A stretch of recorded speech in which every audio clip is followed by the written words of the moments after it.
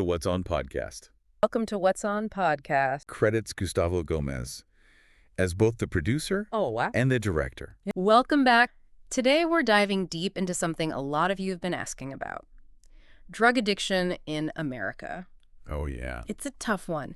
A really long history, really complex, and a huge impact on everyone, really. Right. We're going to look back at how we even got here, you know, what the situation is like right now, especially the opioid crisis, and what people are doing to try to deal with it. Yeah, so it's been fascinating for me to see how drug use has been part of, well, pretty much every society throughout history. Oh, for sure. It's not new at all. Right. But how we understand it, how we try to deal with it, that's definitely changed. Oh, yeah. Big time. I mean, I was surprised looking back at some of the historical reports and even stuff from the White House archives, just how far back it goes. Yeah. But when we're talking about right now, I mean, the opioid crisis in America, that's like a warning sign for the whole world, you know? It is. What makes it so different from, I don't know, other times when addiction's been a big problem? Well, the sheer scale of it, for one. Yeah. I mean, 2024 alone, there were about, 81,000 deaths in the U.S. just from opioid overdoses. Wow. Imagine a whole mid-sized city gone in a year. It's hard to even, And it's not just a one-off thing. Right. Since 1999, it's been, at least 645,000 people. It's mind-boggling. It is. And beyond just those individual tragedies, I mean, what's the bigger impact, like on the economy, for instance? The economic burden, huge, enormous. Even back in 2007, they estimated it was $193 billion. Really? And that was before the opioid crisis really hit its peak. Wow. So we're talking lost productivity because people can't work, healthcare systems strained to the max, and then all the criminal justice expenses on top of that.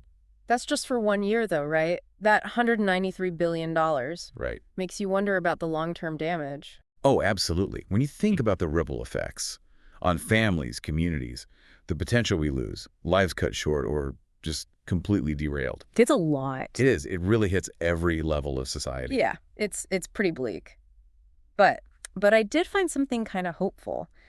There's this medication, buprenorphine, seems to work for treating opioid addiction. And they've actually made it easier to get online prescriptions and stuff. Interesting. I was reading about how France used it back in the 80s and 90s, saw a 79% drop in overdose deaths. Wow.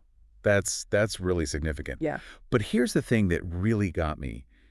Even with all that effort to make buprenorphine more accessible, the number of patients actually getting it, in the U.S. at least, basically stayed the same by late 2023 anyway. So what's the deal with that? Why wouldn't those numbers move if it's easier to get? That's the million-dollar question, isn't it? Yeah. It's where things get tricky, I think. I was listening to this Radio Atlantic series called Scripps.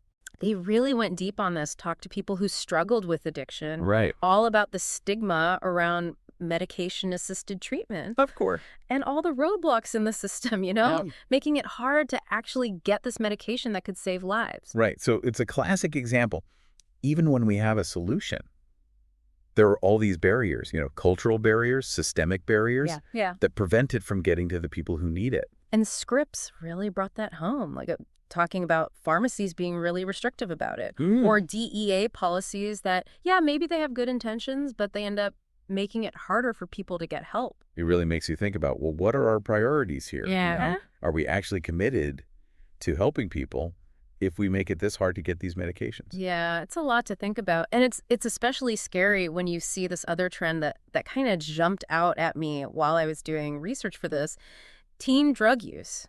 It's going up overall, but the opioid use in particular, that jumped by 41% in just 1 year. That's huge. It is. That's like 574,000 young people using opioids. Wow. I mean, this whole generation is facing this enormous risk. It's terrifying. What do you think's driving that, by the way? Well, I mean, is it social pressure? Could be. Is it this mental health crisis we keep hearing about with teenagers? Or is it just easier access? It's probably all of it, Yeah. to some extent. Yeah. But figuring out those nuances, that's key to actually doing something about it. Right. We need to look at those pressures they're facing, social, economic, psychological, the stuff that might be leading them to drugs in the first place. Okay, so it's clear America's got some serious issues when it comes to addiction. But it's not just us, right? No, not at all. What about other countries? How are they handling this? Well, drug addiction, it's a global challenge.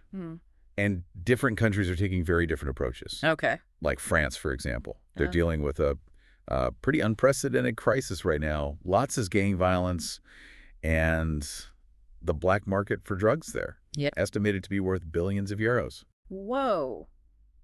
That's intense. So what's the French government doing about it?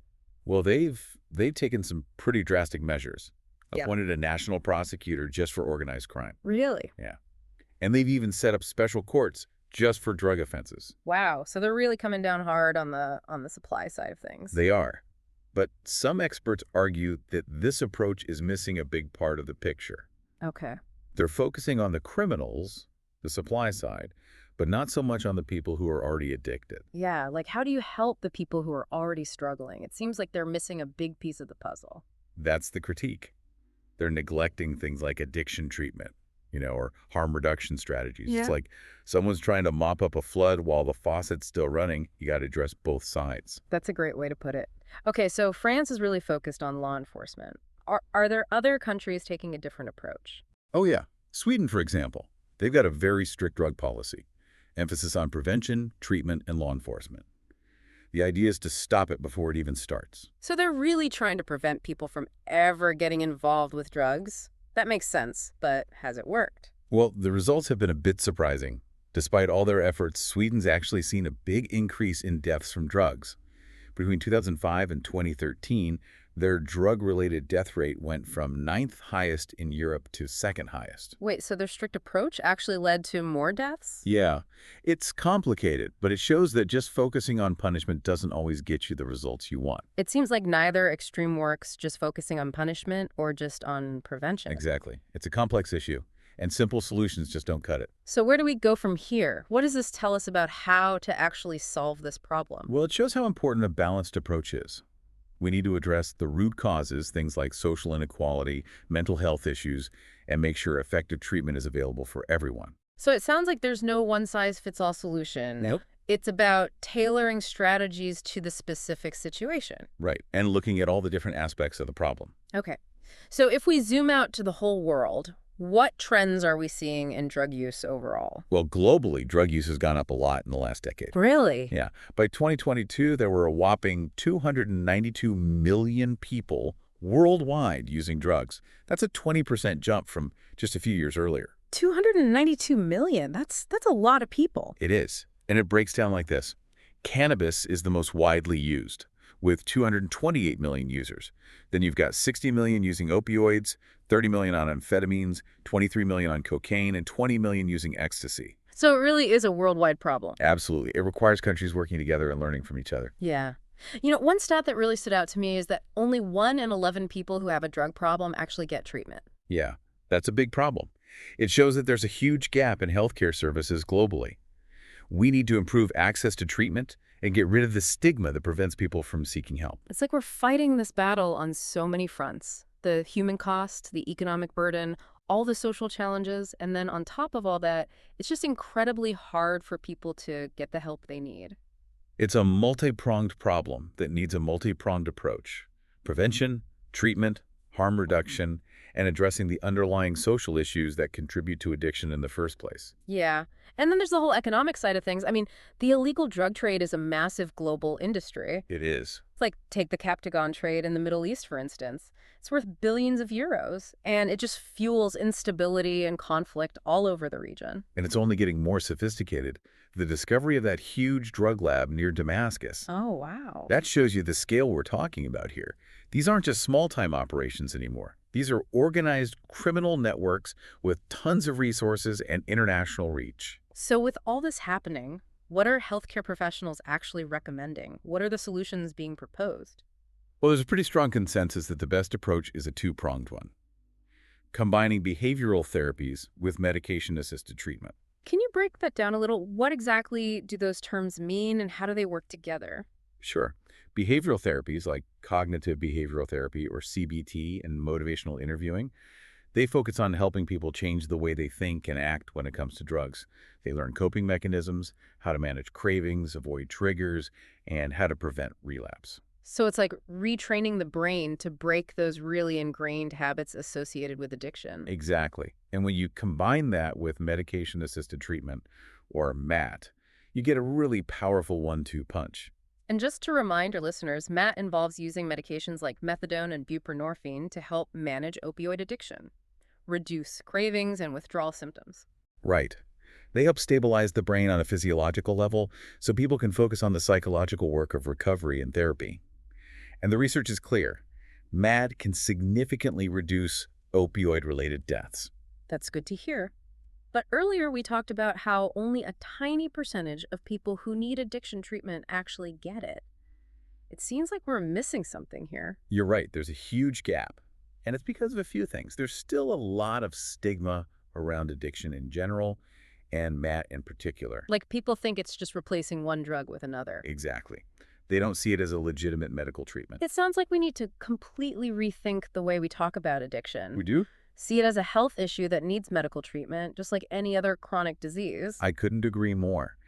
Changing that narrative is a huge task, but it's essential if we want people to feel comfortable seeking help. So getting rid of the stigma is crucial. But what about the practical barriers, like the cost of treatment, whether it's available, and whether people can actually access it? Those are huge obstacles for a lot of people.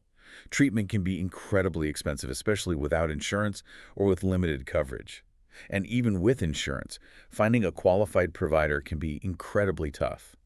There's a serious shortage of addiction specialists, so people are stuck on long waiting lists with limited options. So it's like you're told you need treatment, but then it's incredibly hard to actually get it. Exactly. It's a really tragic situation. We need to make treatment more affordable, more accessible, train more specialists, and expand services in underserved areas. So it's a multifaceted problem that needs a multifaceted solution. Exactly. We've been talking about treating addiction, but there's this whole other side to it, right? Right. The drug market itself. Yeah. The illicit market. It's a world of its own, really. It feels kind of hidden, but its impact is huge. No, absolutely.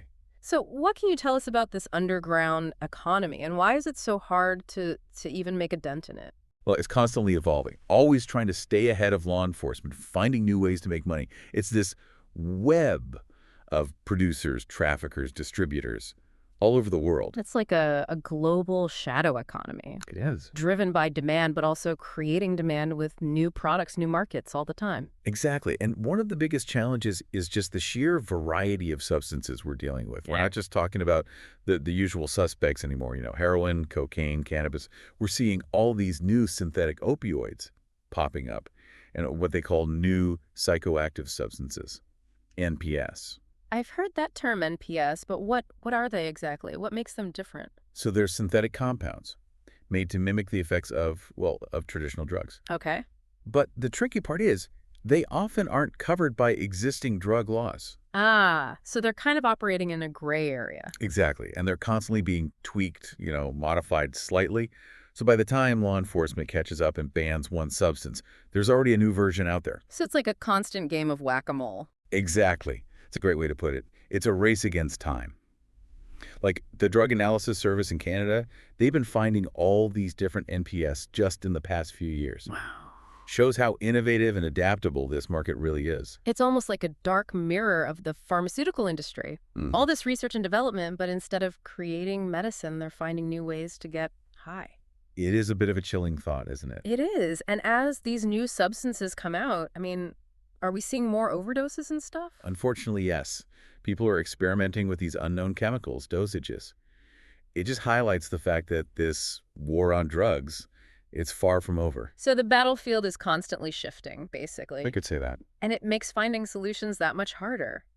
What does all this mean for people who are already struggling with addiction? Well, it means we need to think beyond simple solutions. Okay. We need to get to the root causes, focus on prevention, harm reduction, and evidence-based treatment. Let's talk about those treatment options. We touched on this a bit earlier, but I'd love to hear more about what's actually recommended for people who are, battling addiction.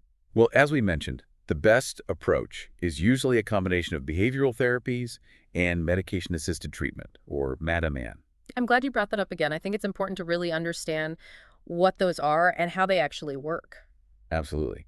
So behavioral therapies like cognitive behavioral therapy, CBT, and motivational interviewing, they help people change how they think about and react to drug use. Right. They learn how to cope, how to deal with cravings, how to avoid triggers, and develop strategies to prevent relapse. So it's like rewiring the brain to break those deeply ingrained habits of addiction. Exactly. And when you pair that with MAT, it can really make a difference. And just as a reminder, MA uses medications like methadone and buprenorphine to help people manage opioid addiction. Right. It helps reduce those cravings and withdrawal symptoms. Exactly.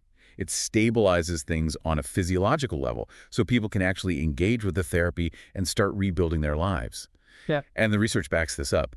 MAT can significantly reduce deaths from opioids. That's great to hear. But earlier we were talking about how only a small percentage of people who need treatment actually get it. Right. There's a huge disconnect. Why is that?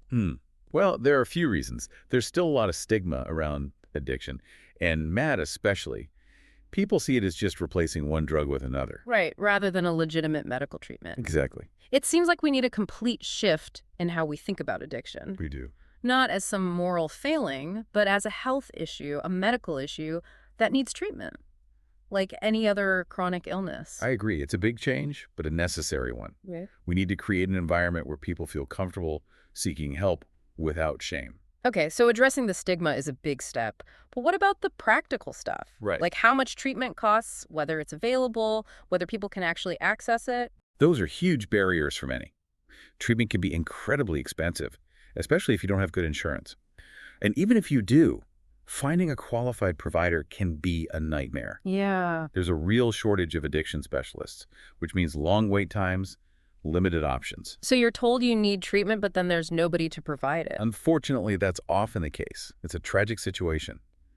We need to make treatment more affordable, easier to get, train more specialists, and make sure services are available in underserved communities. So it's a multi-pronged problem, needing a multi-pronged approach. We can't just focus on one solution. Exactly. We need to address all the different aspects of this issue.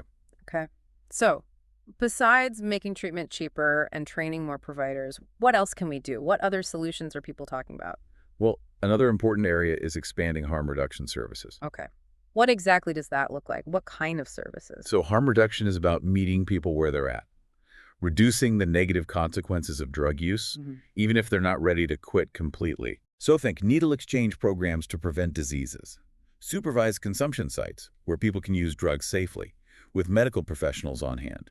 Interesting. Things like providing naloxone to reverse opioid overdoses, or drug testing services so people know what they're taking and can make more informed choices. It sounds like a very pragmatic and compassionate approach. It is. It's about acknowledging the reality of addiction and minimizing the harm it causes. But I imagine there's some pushback on these kinds of programs. There is, unfortunately. Some people see it as enabling drug use, condoning risky behavior. But isn't it more important to save lives? That's the point. Prevent more harm, even if it means accepting that some people will continue using drugs for a while. Exactly. It's about recognizing that quitting isn't always realistic, at least not right away. Yeah. So in the meantime, we can keep people safe, reduce the spread of disease, and prevent those fatal overdoses. It's a different way of thinking about it. But the evidence is there, right? Harm reduction works.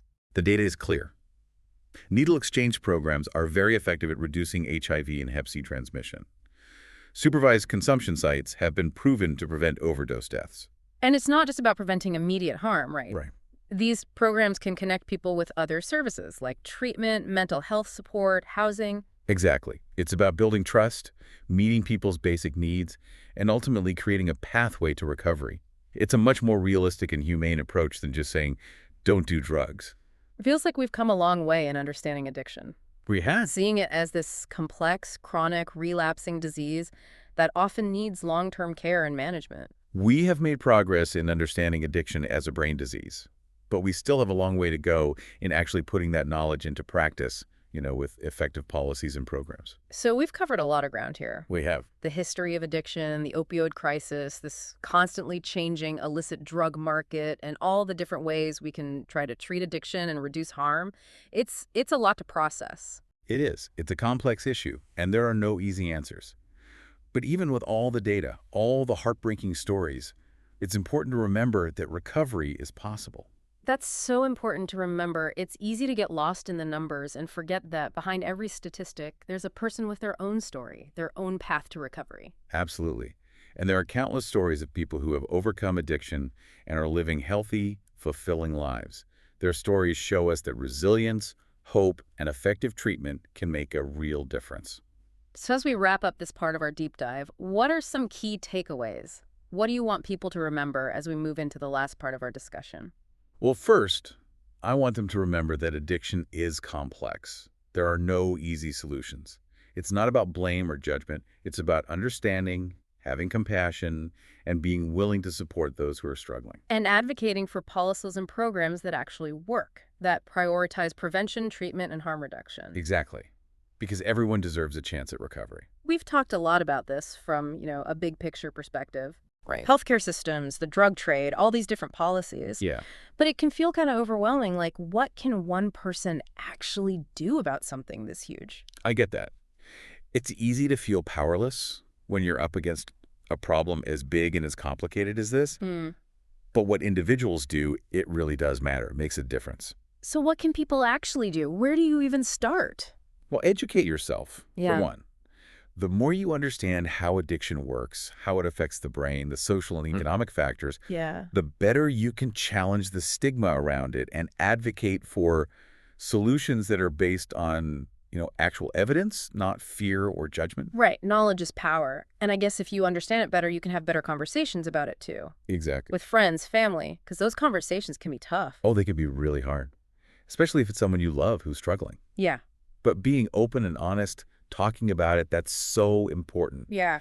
It helps break down the shame and secrecy that often surrounds addiction. Right. You create a more supportive environment, which is what people need to recover. But it's not just about talking to people you know, right?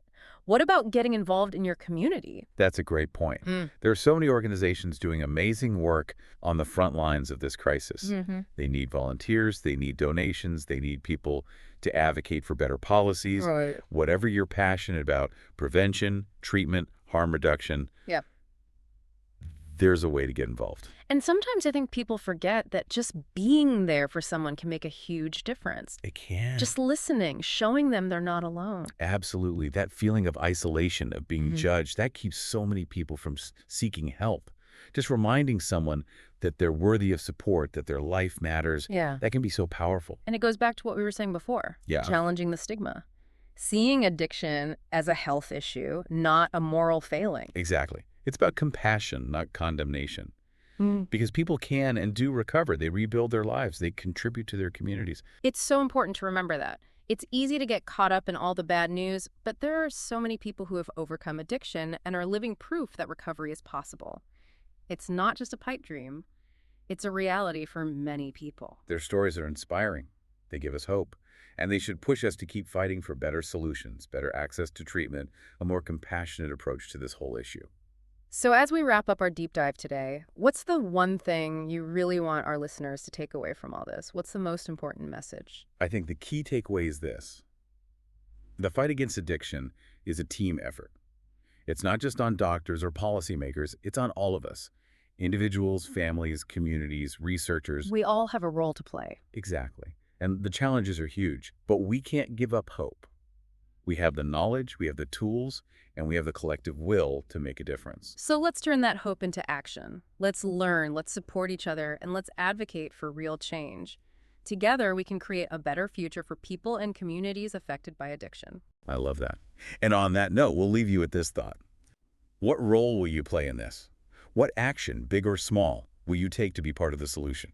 That's a great question. Thanks for joining us on this deep dive. And until next time, stay curious, stay engaged, and keep learning. And remember, even the smallest acts of kindness and understanding can have a huge impact.